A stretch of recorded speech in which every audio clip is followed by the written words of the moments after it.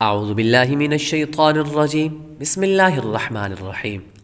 کعبۃ اللہ شریف کی تعمیر۔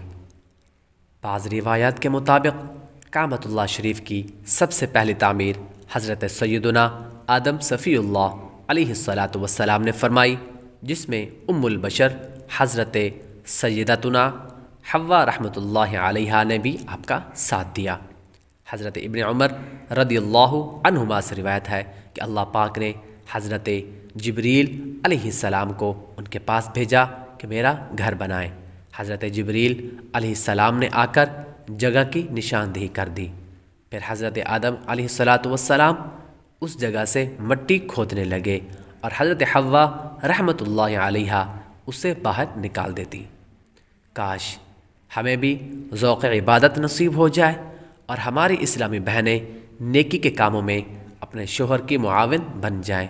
ہماری امی جان حضرت سیدتنا عائشہ صدیقہ رضی اللہ عنہا گھر کا کام کاج بھی کرتی تھیں، اور ساتھ ہی ساتھ جب پیارے آقا صلی اللہ علیہ وآلہ وسلم جنگ کی تیاری فرماتے تو اس میں مدد بھی کیا کرتی تھیں۔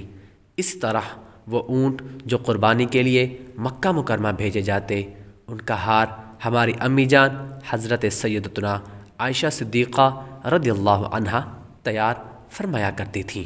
اگر ہماری اس ویڈیو سے آپ کو کچھ سیکھنے کو ملا تو ویڈیو کو لائک اور شیئر کریں، چینل کو سبسکرائب کریں، بیل آئیکن ضرور دبائیں۔